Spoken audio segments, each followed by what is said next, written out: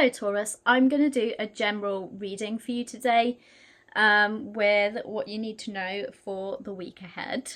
I'm going to start off with a Moonology Oracle card and then we will get into the tarot. I'm just going to pull the cards first and then we will go into any messages and clarify if needed.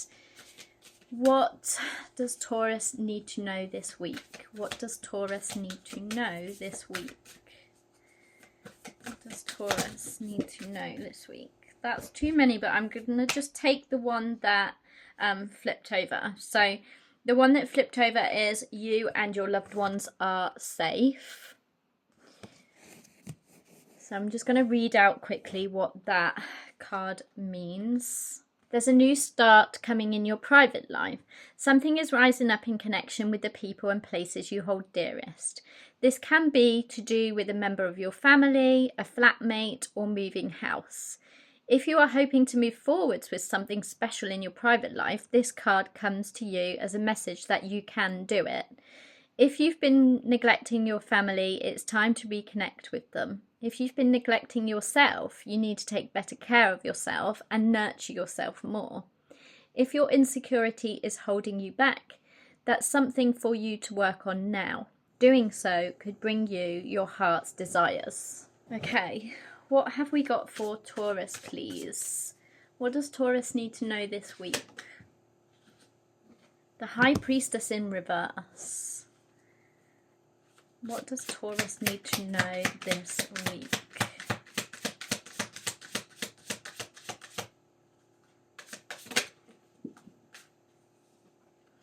Four of Cups. The Ten of Swords in reverse. The Ten of Wands. The Three of Pentacles. Last one. Just one more, please. And the Six of Swords. Gosh, golly gosh, golly golly golly gosh. Okay. This is quite heavy energy. However,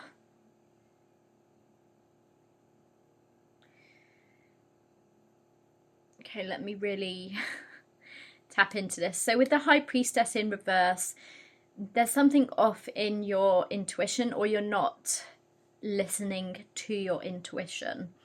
The Four of Clocks, the Four of Cups is usually to do with like boredom, boredom. And the Ten of Swords in reverse. So there could have been an ending, a painful ending that's not feeling painful anymore, or there could have been, or there's a resistance to an ending. And the Ten of Wands is feeling very overburdened. But you have the Three of Pentacles here and the Six of Swords. So it looks like you're going to collaborate with somebody. Or there's going to be some form of teamwork that takes some pressure off you and moves you into calmer waters. So let's just clarify, why is the High Priestess in reverse? Clarify the High Priestess in reverse for Taurus. The Five of Wands. There might have been some sort of conflict. Now, I'm getting like comparison. Like you've been comparing yourself to others, and this has raised some conflict. Or there's some sort of conflict with others. Clarify the Four of Cups. The Knight of Pentacles. I feel like with the Four of Cups and the Knight of Pentacles, I feel like you've been waiting and hoping for something to come in that is taking its time. Taking its time. I feel like maybe you've been working on something, or someone you love might have been working on something. The High Priestess in reverse and the Five of Wands is giving very heavy, like, comparison energy. Like, you've been putting work into something and the results are slower than what other people, let's say other people are doing the same kind of thing. This could be to do with anything in your life. This could be to do with something that you've been working on, something that you're doing in the workplace, which it could possibly be because the Three of Pentacles is here. So this, I feel, is you are comparing yourself to others that have got results quicker, that may be doing the same kind of thing as you. Hopefully this resonates. The Ten of Swords in reverse. Clarify the Ten of Swords in reverse. The Queen of Cups in reverse. So the Queen of Cups upright is someone who is very nurturing, empathetic, intuitive. She's coming out in reverse, which means you are the total opposite currently of that. Clarifying the Ten of Swords in reverse. There's some sort of resistance to change. Because, like, the Ten of Swords upright can be a painful ending, but a new beginning. Because it's the end, it's coming to the end of that painful ending. So there might be something that is still quite painful for you that you are trying to work on healing. Clarify the Ten of Wands. Clarify the Ten of Wands. The Seven of Cups. I feel like you've had a lot on your plate. You've been dealing with a lot. It's almost like everything that you've been dealing with falls on you, and almost like you've had no one to take that pressure off you. But with the Three of Pentacles being here, I feel like there is going to be, you're going to be able to turn to somebody and ask for help, or you're going to get more teamwork and collaboration. Because yeah, the Seven of Cups with the Ten of Wands is like you're feeling so overburdened because you've got so much to do. You've got so much on your plate. Like, look at all of these things that she's got to do. The Three of Pentacles. Clarify the Three of Pentacles. Three of Swords. There's definitely been some kind of ending here that's been like hurtful. Clarify the Three of Swords with the Three of Pentacles. But again, I feel like this Three of Pentacles is about change, because with the Six of Swords, it's like you're moving towards something new, something that isn't going to cause as much pain. And then here you've got the Six of Pentacles, the Sun, the Ten of Cups, and the Two of Swords. It's almost like when you've made a decision, because there might be a decision here with the Two of Swords coming out, can mean that you're at a crossroads and you've got to make a decision about something. But once, I feel like once you've made this decision, you're going to come out very abundant and happy, and you're going to get a lot from it. With this Six of Pentacles being here, you've got the Sun and the Ten of Cups. The Ten of Cups is about family abundance, so you're a happy like home. Things are going to be stable and secure in your family home, and the Sun is all about happiness and can also be about children. And the sunflowers are really standing out to me on this card today. So sunflowers could be significant too. Or that could just be me picking up on the sunflowers because they're my favourite flower. But it might resonate with someone. So yeah, I feel like it's like once you've made this decision, you've reached a point where you know which path you want to go down. It's going to bring you abundance and stability in your home life. The Six of Pentacles is like you're going to be able to give as much as you receive type energy. So I feel like there may be a path that you've gone down that hasn't really worked out as well as you thought it would, and you're kind of like sitting and contemplating. Well, actually, you're not sitting and contemplating, because the High Priestess is in reverse here. It's almost like you need to like listen to your intuition, and if something's not working out, that you move away from that and you go down another path, or something like needs to change. If you want to stay, if you feel like you want to stay on the same path, something needs to change for you to continue down that same path.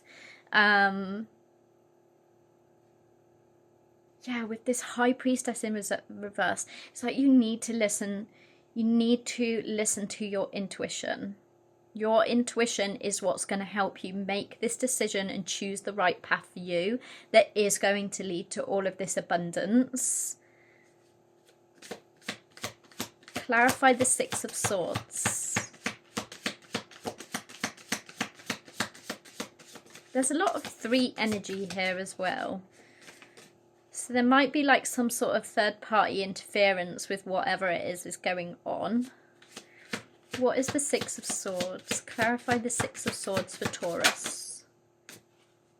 The Five of Swords, again, conflict. I usually see the Five of Swords as inner conflict, and the Five of Wands as comparing yourself to others. Comparing yourself to... So here's an example. So this doesn't necessarily have to be love life related, but this is an example that is coming to me. If this is not like work, career, blah, blah, blah. Let's say you have hit a certain age, and by this age you thought you would be married and have kids and have a house of your own and be like really successful by now. And so you're comparing yourself to other people your age that have got all of these things that you don't have. And it's like you're comparing yourself, and you've got this conflict within yourself because you are too busy comparing yourself to others rather than working on yourself and focusing on what moves you in the direction that you want to go. So like, I feel like the Six of Swords is like you feel conflicted, but you're going to let go and move in the direction of what you need to go in. Let go of comparison, let go of anything like that is holding you back, because that's toxic energy that is just not benefiting you. It's not benefiting you, and you want to be doing things that benefit you. It doesn't matter what anybody else is doing. It doesn't matter what achievements someone else has made. What matters is that you work on your progress. You start small and you move forwards, is what I feel like. I feel like you're bored of something with this Four of Cups as well. There's something that you're bored of. It could be career, like you're bored in your career and you want to change your career path to something more stable and abundant.